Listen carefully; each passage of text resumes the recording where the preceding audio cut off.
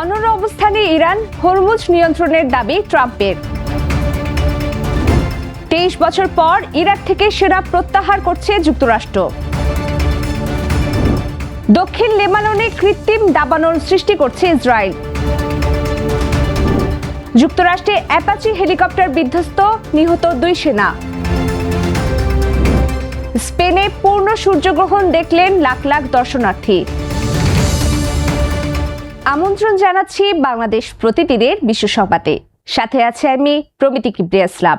এতক্ষণ শুনছিলেন সংবাদ শিরোনাম, এবারে বিস্তারিত।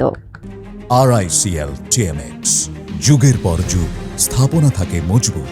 প্রায় 6 মাস ধরে চলা যুদ্ধের পরও যুক্তরাষ্ট্রের সঙ্গে সমঝোতায় অনড় অবস্থানে রয়েছে ইরান। ইরানের নতুন নিরাপত্তা প্রধান মোহসেন রেজাই বলেছেন, শর্ত পূরণ না হওয়া পর্যন্ত হরমুজ প্রণালী খুলবে না। যুদ্ধ বন্ধ, নৌ অবরোধ প্রত্যাহার এবং জব্দ করা ইরানি সম্পদ ফেরত দেওয়ার দাবি জানিয়েছে তেহরান। গাজা ও লেবানন সহ পুরো অঞ্চলে যুদ্ধবিরতিরও দাবি করেছে ইরান। অন্যদিকে মার্কিন প্রেসিডেন্ট ডোনাল্ড ট্রাম্প দাবি করেছেন, হরমুজ প্রণালীর উপর এখন যুক্তরাষ্ট্রের পূর্ণ নিয়ন্ত্রণ রয়েছে। তিনি বলেছেন, ইরানের নৌবাহিনী ও বিমান বাহিনী ব্যাপকভাবে ক্ষতিগ্রস্ত হয়েছে। ট্রাম্পের দাবি, ইরানের সামরিক ও অর্থনৈতিক শক্তিও প্রায় ধ্বংস হয়ে গেছে। তবে তেহরান এসব দাবি প্রত্যাখ্যান করে বলেছে, তারা এখনও দীর্ঘ সময় যুদ্ধ চালিয়ে যেতে সক্ষম। ইরানের বিপ্লবী গার্ড বাহিনী IRGCর এক কর্মকর্তা দাবি করেছেন, যুদ্ধের মধ্যেও ইরান নতুন ক্ষেপণাস্ত্র ও ড্রোন তৈরি করছে। তার দাবি, ইরানের অস্ত্র উৎপাদন তাদের ব্যবহারের তুলনায় বেশি হচ্ছে। এদিকে হরমুজ প্রণালীতে যুক্তরাষ্ট্রের নৌ অবরোধ ও সামরিক তৎপরতা অব্যাহত রয়েছে। এদিকে যুদ্ধবিরতির নির্ধারিত সময় শেষ হওয়ার আগে মেয়াদ বাড়াতে সম্মত হয়েছে যুক্তরাষ্ট্র ও ইরান। তুরস্কের সংবাদ সংস্থা আনাদোলু এজেন্সি জানায়, চলমান যুদ্ধবিরতির মেয়াদ আগামী 17 আগস্ট শেষ হওয়ার কথা। এর আগে নতুন করে সংঘাত এড়াতে মেয়াদ বাড়ানোর বিষয়ে মধ্যস্থতাকারীদের কাছে নিজেদের সম্মতির কথা জানিয়েছে ওয়াশিংটন ও তেহরান। দীর্ঘ 23 বছর পর ইরাক থেকে সব সামরিক সেনা প্রত্যাহার করতে যাচ্ছে যুক্তরাষ্ট্র। আগামী 30 সেপ্টেম্বরের মধ্যে দেশটি থেকে সব বিদেশি সেনা চলে যাবে। গত বুধবার ইরাকের প্রধানমন্ত্রীর দপ্তর থেকে এক বিবৃতিতে এই কথা জানানো হয়েছে। মার্কিন সেন্টার কমান্ডের সাথে বৈঠকের পর এই সিদ্ধান্ত নেওয়া হয়।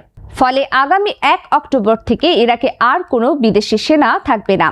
2003 সালে সাদ্দাম হোসেনকে উৎখাত করতে ইরাকে মার্কিন সেনা অভিযান শুরু হয়েছিল। পরে IS-এর বিরুদ্ধে লড়াইয়ের কারণে মার্কিন সেনাদের অবস্থান দীর্ঘ হয়। 2024 সালে ইরাক ও যুক্তরাষ্ট্রে ধীরে ধীরে এই সামরিক মিশন শেষ করার সিদ্ধান্ত নেয়। যুক্তরাষ্ট্র বলছে, IS-কে দমনে ইরাকি বাহিনী এখন অনেক বেশি সক্ষম।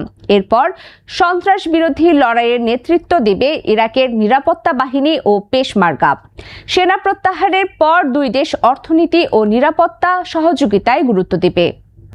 যুদ্ধবিরতির মধ্যেও দক্ষিণ লেবাননে ইসরায়েলি বাহিনীর আগ্রাসন থেমে নেই। তারা ড্রোনের সাহায্যে বোমা বর্ষণ করে বনাঞ্চলে আগুন জ্বালিয়ে দিচ্ছে। ফ্লেয়ার গান ও ড্রোন দিয়ে তারা বনভূমি ও শতবর্ষী জলপাই বাগান পুড়িয়ে দিচ্ছে। গত 17 জুন যুদ্ধবিরতির পর থেকে কৃত্রিম এই আগুন ছড়ানো হচ্ছে। স্থানীয়দের কাছে এসব জলপাই গাছ শুধু আয়ের উৎস নয়, পারিবারিক ইতিহাস ও স্মৃতির অংশ। ইসরায়েলি হামলায় সীমান্তবর্তী 30 থেকে 40% ভূখণ্ড ভস্মীভূত হয়েছে। আগুন নিভাতে বাধা দেওয়ায় দমকল কর্মীরা ঠিকমতো কাজ করতে পারছেন না। গ্রামের শত শত বাড়ি বুলডোজার দিয়ে মাটির সঙ্গে মিশিয়ে দেওয়া হয়েছে। পরিবেশবাদীরা বলছেন, এই আগুনে বন, জীববৈচিত্র্য ও মানুষের জীবিকা দীর্ঘমেয়াদী ক্ষতির মুখে পড়েছে। তারা ঘটনাগুলোকে পরিবেশ ধ্বংসের ধারাবাহিকতা হিসেবে দেখছেন। তবে ইসরায়েলি বাহিনী অভিযোগ অস্বীকার করেছে। ইসরায়েলের দাবি, সামরিক অভিযান চালানোর সময় বেসামরিক মানুষ ও পরিবেশের ক্ষতি কমাতে তারা সতর্কতা মেনে চলে। যুক্তরাষ্ট্রের টেক্সাসে সেনাবাহিনীর একটি অ্যাপাচি হেলিকপ্টার বিধ্বস্ত হয়ে 2 সেনা নিহত হয়েছেন। 12 আগস্ট বুধবার দুপুরে সালাডো এলাকায় এ দুর্ঘটনা ঘটে। হেলিকপ্টারটি ফোর্ট হুডে মোতায়েন ছিল বলে জানিয়েছে কর্তৃপক্ষ। দুর্ঘটনার পর ঘটনাস্থলে গিয়ে 2 সেনাকে মৃত ঘোষণা করা হয়। নিহত সেনাদের পরিচয় পরিবারকে জানানোর পর প্রকাশ করা হবে।